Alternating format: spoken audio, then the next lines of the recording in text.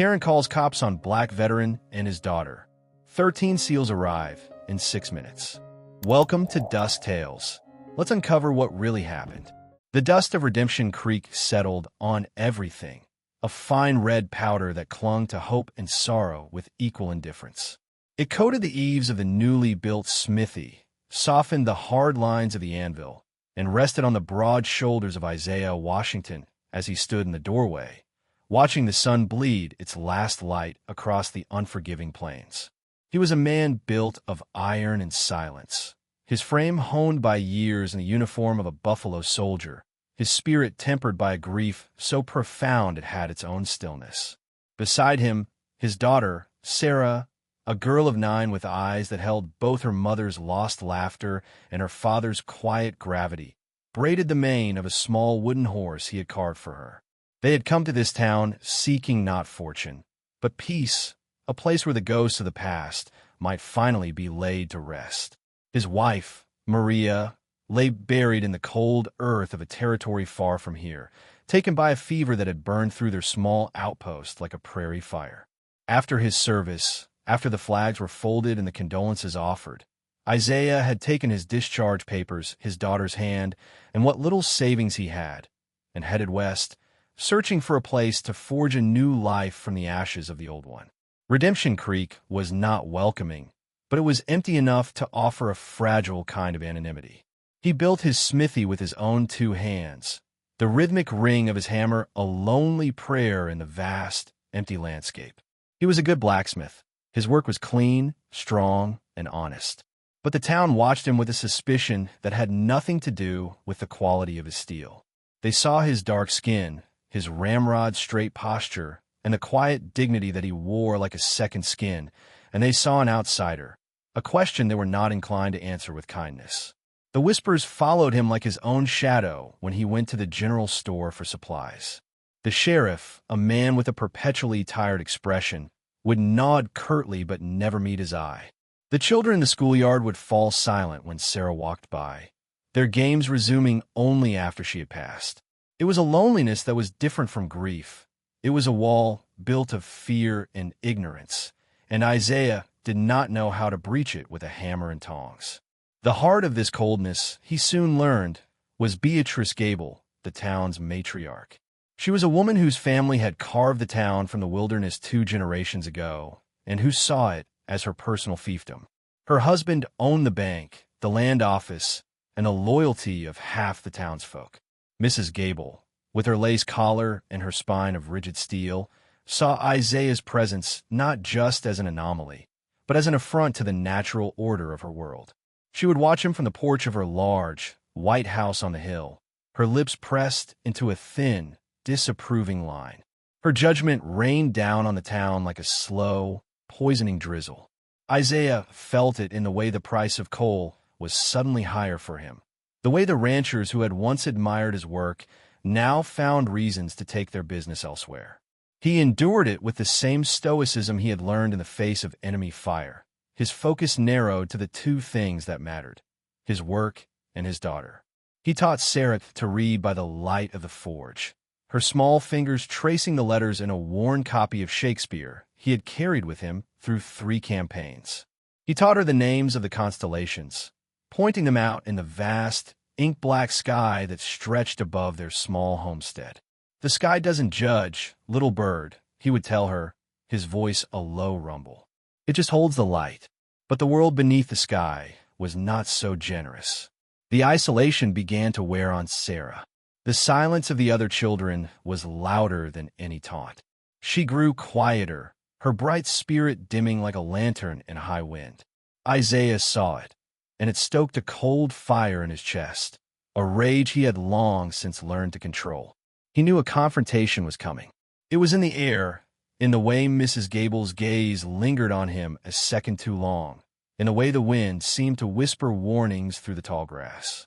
He didn't know what form it would take, but he knew he would have to face it, and he knew he would have to face it alone. He was a veteran, a blacksmith, a father. But in Redemption Creek, he was only one thing, an outsider. And in towns like this, outsiders were either broken or banished.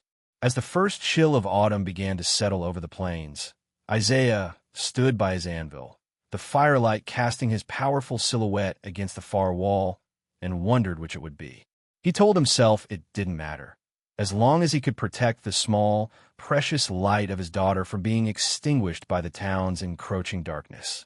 The first true frost arrived overnight, blanketing the hard-packed earth in a delicate, crystalline shell. It was beautiful and cruel, a reminder that winter was coming and that they were ill-prepared. Isaiah's contract had all but dried up, and his savings were dwindling faster than the daylight. Sarah coughed in her sleep, a small, dry sound that sent a shard of fear through his heart. He needed medicine, blankets, and more food than his small garden could provide. He needed to go into the heart of the town. He saddled his horse, a stoic gray gelding that had been his companion since his army days, and lifted Sarah into the saddle in front of him, wrapping her in his own worn coat. The ride into the center of Redemption Creek was quiet, the horse's hooves the only sound on the frozen road. The town looked pinched and gray in the morning light, the smoke from its chimneys rising thin and hesitant. He tied the horse outside the general store and took a deep breath, steeling himself. The bell above the door announced their arrival with a cheerful, lying jingle. The store was warm, smelling of cinnamon, coffee, and dried goods. Amelia Croft, the widow who ran the store, stood behind the counter. She was a kind woman, with worry lines etched around her eyes and a gentle smile that rarely faltered, though it wavered slightly when she saw him. Several other women, including Mrs. Gable, were gathered near the fabric bolts, their conversation ceasing the moment Isaiah and Sarah stepped inside. The silence was immediate and absolute, a physical weight in the room. Isaiah ignored them, his focus on the task at hand. He walked to the shelves, his boots echoing on the wooden floor, and began to gather what he needed: a small sack of flour, beans, a tin of coffee, and a bottle of cough syrup. Sarah clung to his hand, her small form almost hidden behind his leg. He could feel her trembling. He placed the items on the counter. Amelia began to tally the cost, her hands moving quickly, her eyes avoiding his. It was then that Mrs. Gable made her move. She glided to the counter, her silk dress rustling like dry leaves. "Amelia," she said, her voice dripping with manufactured sweetness, "I do hope you're not extending credit. Times are hard. One must be careful with one's investments." Her eyes flicked to Isaiah, a glint of triumph in them. She was not speaking to Amelia. She was performing for the room. "I'll be paying in cash, ma'am," Isaiah said, his voice even and low. He reached into his pocket and placed the coins on the counter, each one landing with a soft, final click. He had counted his money that morning. He knew he had just enough. Mrs. Gable's smile tightened. She had expected a confrontation, a plea, a moment of humiliation she could savor. Isaiah had denied her the satisfaction. As Amelia placed his goods in a sack, Sarah's eyes fell upon a small, porcelain doll on a high shelf. It had bright blue eyes and a dress the color of summer sky. It was a frivolous, beautiful thing in a world of dust and hardship. She didn't say a word, but her longing was a palpable thing, a silent, heartbreaking plea. Isaiah saw it. His heart constricted. He knew he couldn't afford it. He didn't have a single extra cent. "Is there anything else, Mr. Washington?" Amelia asked softly, her eyes full of a pity he could not bear. "No, that'll be all," he said, his voice tighter than before. He took the sack and turned to leave. "It's a shame," Mrs. Gable's voice cut through the air behind him. "Some people can't even provide the simplest comforts for their children. It speaks to a certain lack of foresight, a failure to plan." The insult was a physical blow. Isaiah stopped, his back to her, his hand tightening on the sack. He felt Sarah flinch. He could turn, he could unleash the cold, disciplined fury that lived coiled in his gut. He could say things that would peel the varnish from this woman's polished cruelty. But he thought of his daughter's hand in his, of the promise he'd made to his wife to build a life of peace. He took a breath, exhaled, and walked out the door without a word. His dignity was the only luxury he had left. They were mounting the horse when Amelia Croft rushed out of the store, her shawl clutched around her shoulders. She pressed a small, paper-wrapped bundle into Sarah's hands. "I found this in the back," she said, her voice hurried and low. "It must have fallen off the shelf. It's a bit dusty. I can't sell it. You should just take it." Sarah unwrapped the paper. It was the doll. Her gasp was a tiny, sharp sound of pure joy. She looked from the doll to Amelia, her eyes shining with unshed tears. Isaiah looked at Amelia, 1,000 unspoken words passing between them. He saw not pity in her eyes, but a fierce, quiet rebellion. It was a dangerous kindness in this town. "Thank you, ma'am," he said, his voice thick with an emotion he rarely allowed himself to feel. She simply nodded, a sad, knowing smile on her face, and hurried back inside before Mrs. Gable could see. The ride home was different. Sarah clutched the doll to her chest, whispering to it, her small face transformed by happiness. That small act of defiance, of humanity, had been a rescue, not from hunger or cold, but from despair. It was a flicker of light in the suffocating darkness, a reminder that not all hearts in Redemption Creek were made of stone. When they returned to the smithy, Isaiah felt a subtle shift in the atmosphere. The work was still hard, the future still uncertain, but the crushing weight of isolation had lifted just a fraction. He had an ally, a quiet, brave woman who was willing to defy the town's matriarch for the sake of a child's smile. That evening, as Sarah slept with the doll cradled in her arms, Isaiah sat by the fire, oiling the action of his old service revolver.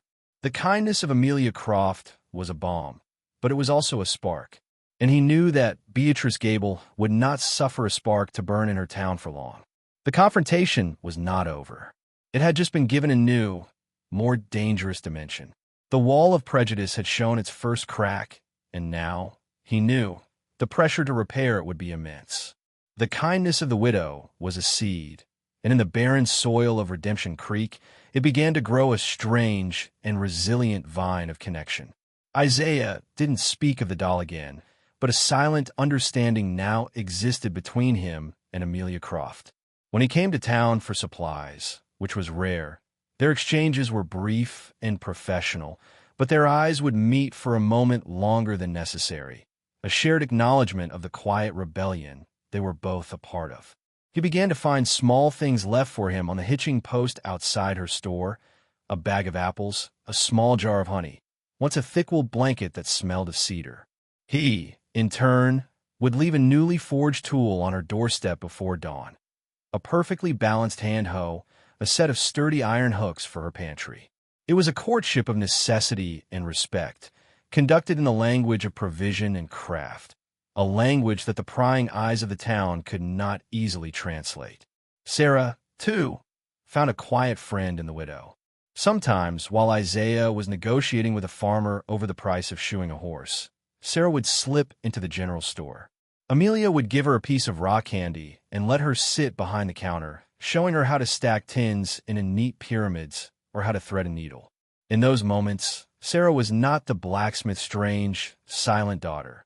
She was just a girl, learning and laughing in the warm, cinnamon-scented air. The bond did not go unnoticed. Beatrice Gable saw the repaired handle on Amelia's well bucket and knew the fine, strong work of Isaiah's forge. She saw the way Sarah's cheeks had a little more color, the way her dress seemed a little less worn.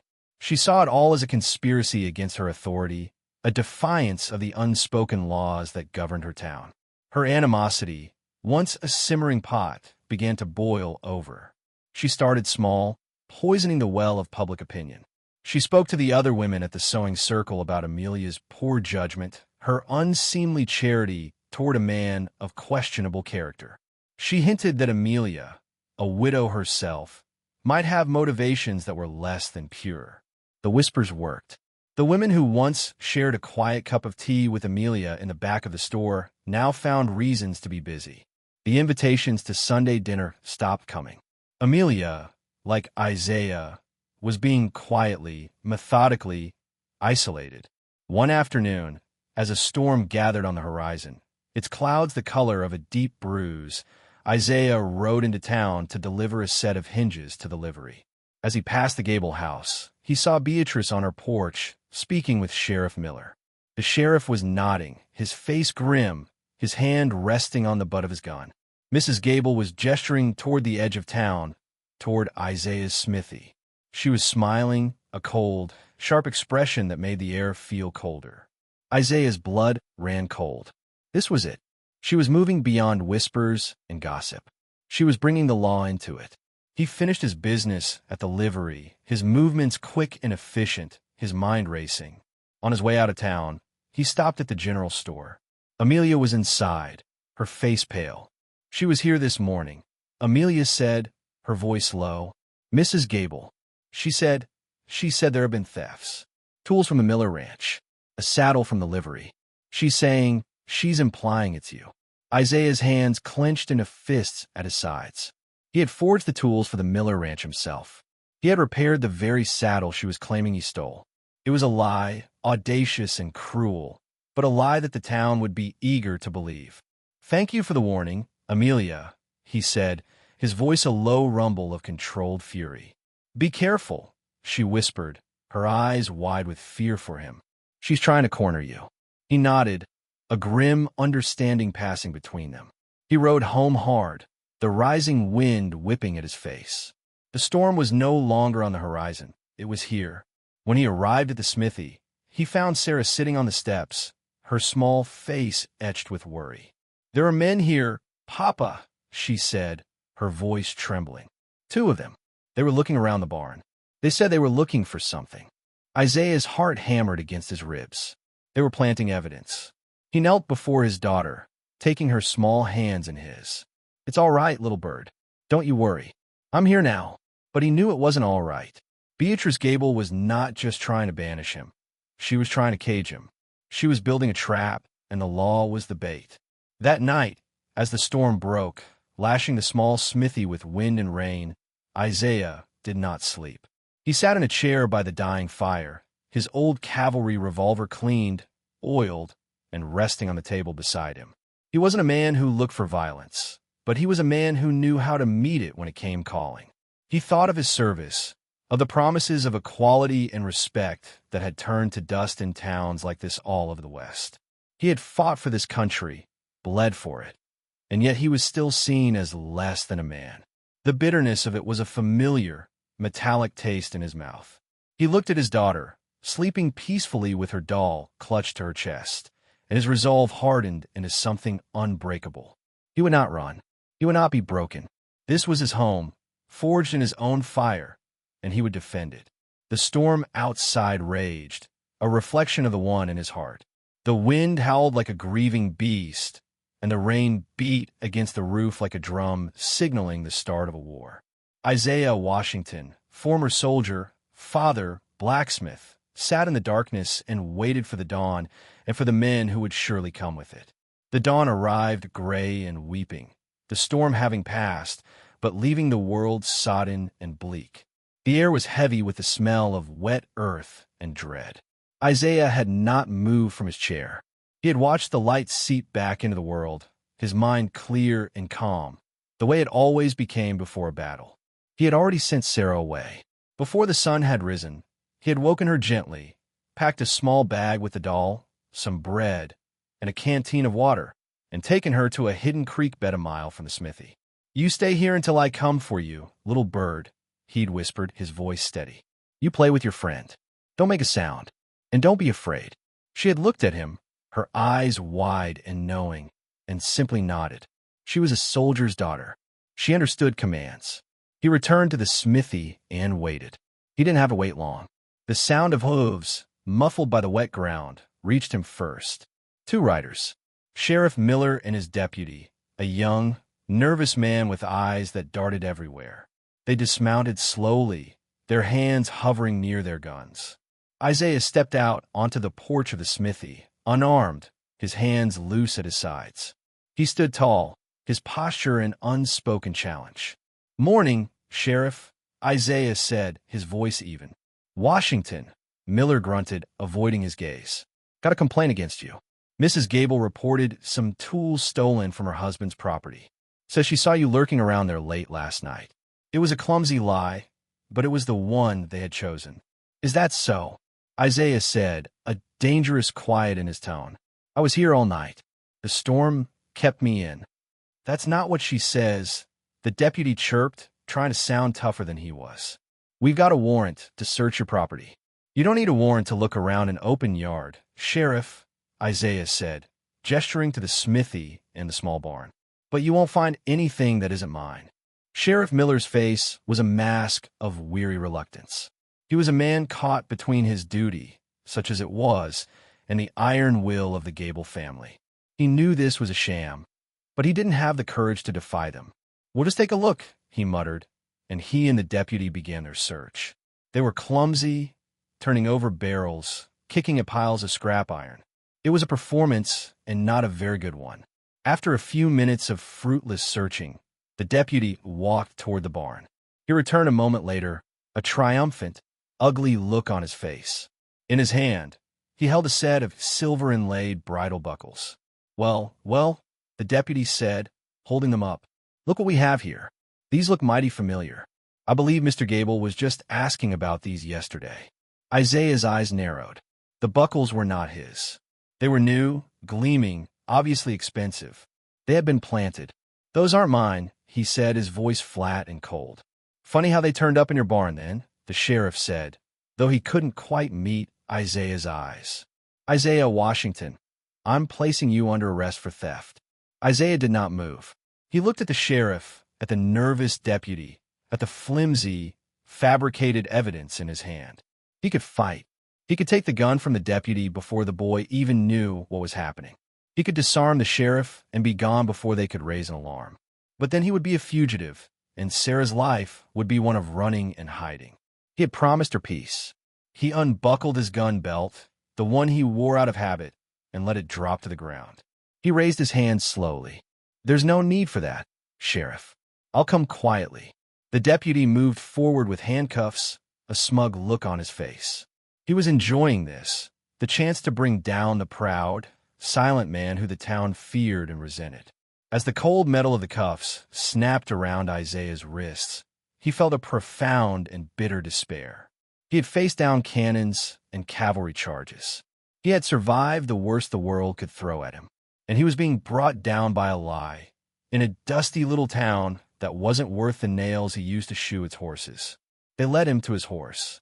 As they were about to ride back to town, a new sound reached them. It was distant at first, a low, rhythmic thrumming like a faraway drum.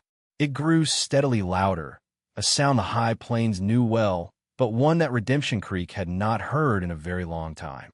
It was the sound of approaching horses. Many horses, moving fast. The sheriff paused, his hand on Isaiah's arm, and squinted at the horizon. The deputy's smug expression faded, replaced by one of confusion.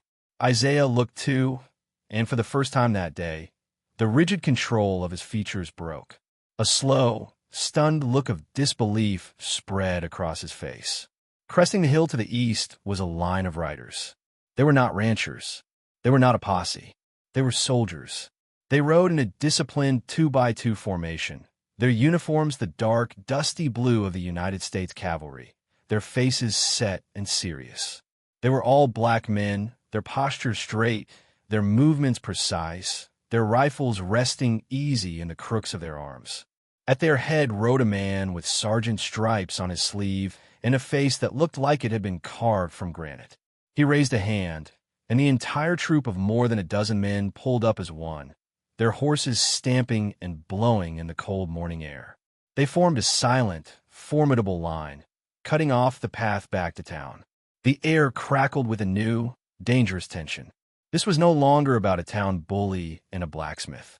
The United States Army had just arrived in Redemption Creek. The sergeant dismounted, his movements economical and precise. He was a man who wasted nothing. Not time, not words, not motion. His eyes, dark and sharp, scanned the scene before him. The nervous sheriff, the pale deputy, and Isaiah, standing tall and defiant, even in handcuffs. A flicker of something, recognition, respect, and a cold, contained anger, passed through the sergeant's gaze as it rested on Isaiah. "Sergeant Elias Vance, 9th Cavalry," he announced, his voice a clear, authoritative baritone that cut through the tense silence. "We're on a long-range patrol from Fort Riley. Mind telling me what the situation is here, Sheriff? Sheriff Miller swallowed hard, his authority suddenly feeling very small and very local. The arrival of a dozen armed and disciplined cavalrymen was an event far outside his experience. "This is a town matter, Sergeant," he managed, trying to sound official. "This man is under arrest for theft." Sergeant Vance's eyes narrowed slightly. He turned his gaze fully on Isaiah. "Corporal Washington," he said, the title both a question and a statement of fact. "It's just Mr. Now, Sergeant," Isaiah replied, his voice steady, though his heart was pounding. "I see." Vance looked from Isaiah's cuffed hands to the smug deputy holding the bridle buckles. "Theft, you say? What's the evidence?" "These were found on his property," the deputy said, holding up the buckles. "Belonging to Mr. Gable, the town's most prominent citizen." Vance took a step forward and looked at the buckles, then back at Isaiah's face. He knew Isaiah. He had served with him for 6 years. He knew him as a man of unshakable integrity, a man who had once charged a fortified position with nothing but a broken saber to save a fallen comrade. The idea of him stealing a pair of fancy buckles was not just unlikely. It was an insult. "Corporal Washington was our company's quartermaster sergeant for 2 years," Vance said, his voice dangerously quiet. "He was responsible for every bullet, every bean, and every buckle in our entire command. We never lost so much as a single nail. You're telling me this man, has been reduced to stealing trinkets?" The sheriff began to sweat. "The evidence was found in his barn, Sergeant. I have a witness." "A witness," Vance repeated, his tone flat. He turned his head and called out, "Trooper Jones." A young soldier dismounted and strode forward. "Sir, take a look at these buckles," Vance instructed. Trooper Jones, a man who had been a silversmith before enlisting, took the buckles and examined them with a practiced eye. He turned them over, running a thumb along the inscription work. "This is fine work, Sergeant," he said. "Maybe too fine. This is Santa Fe style. Barely a month old. See the maker's mark? Had to have come in on the last supply train." Vance's gaze snapped back to the sheriff. "The last supply train. The same one that brought our patrol's rations to the depot 50 miles east of here. The same train that Mr. Gable, I'm told, has an exclusive contract with for this region." The pieces were clicking into place, forming a picture that was ugly and undeniable. This was a setup, and a clumsy one at that. "This is a misunderstanding," the sheriff stammered, his face turning a blotchy red.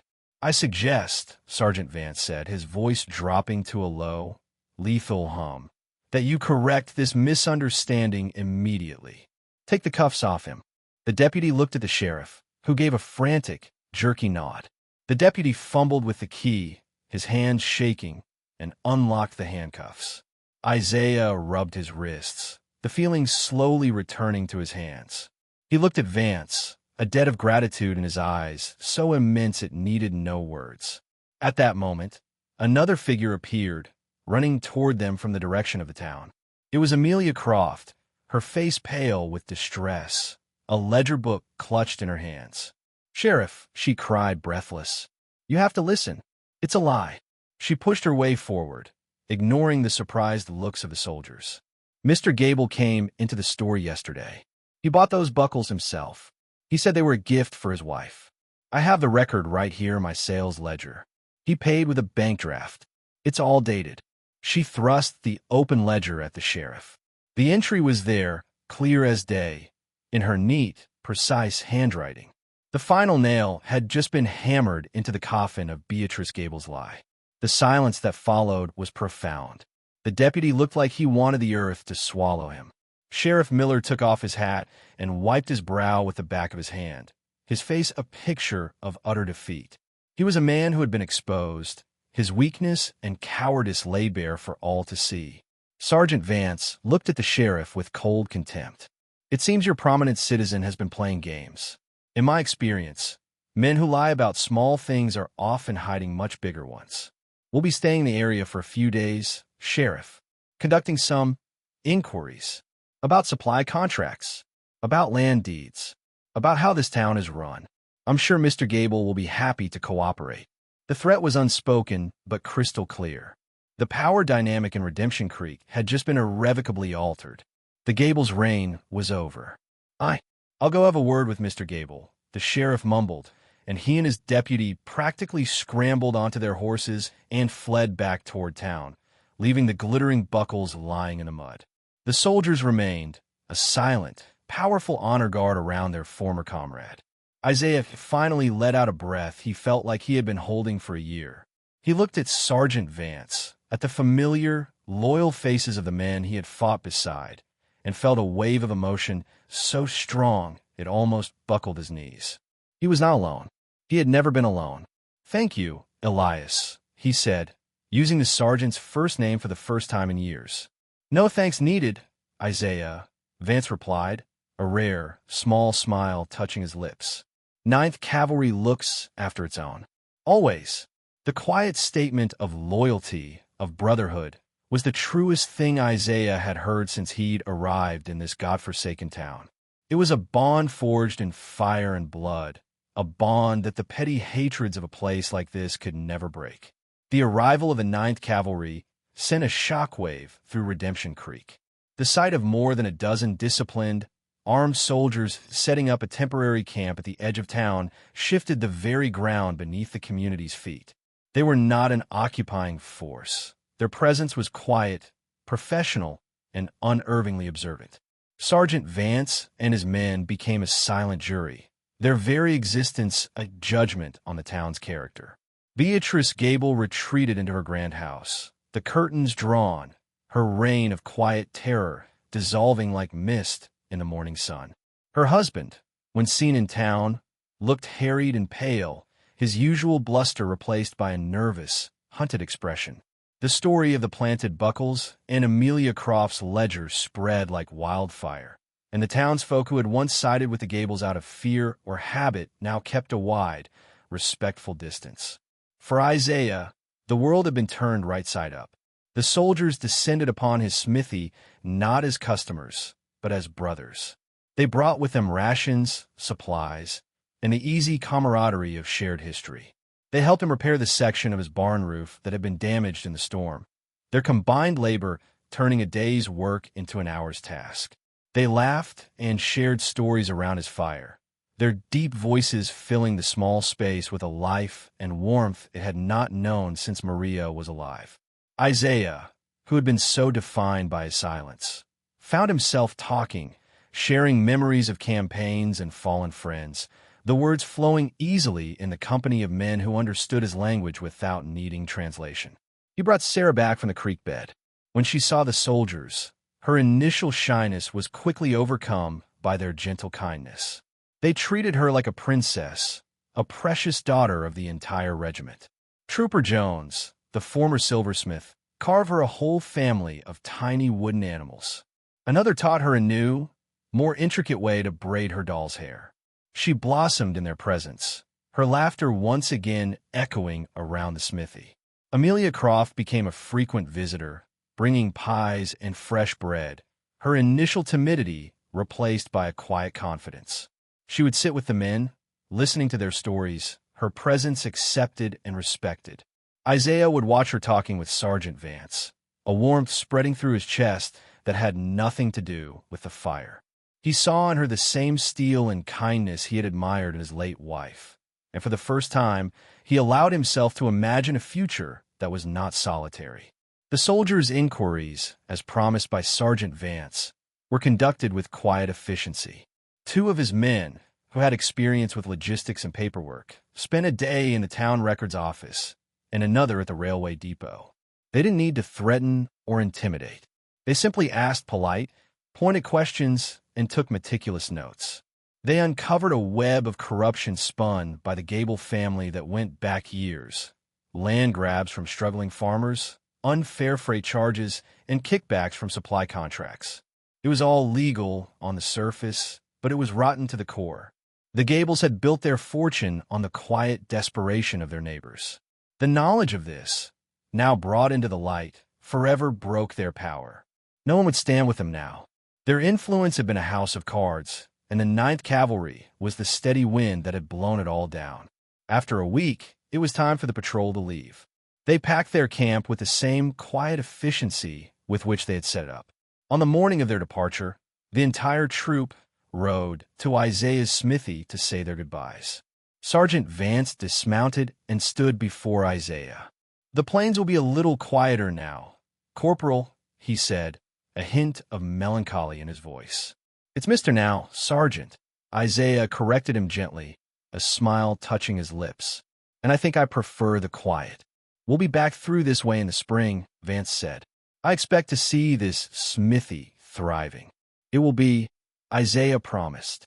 He looked at the faces of his men, his brothers. "Thank you for everything." "Ninth Cavalry looks after its own," Vance repeated, the words now a familiar, comforting refrain. He clapped Isaiah on the shoulder, mounted his horse, and with a single, sharp command, led his men away. Isaiah, Sarah, and Amelia stood together, watching them go until they were just a dark, receding line on the horizon. The air they left behind was different. The fear was gone, replaced by a clean, crisp sense of possibility.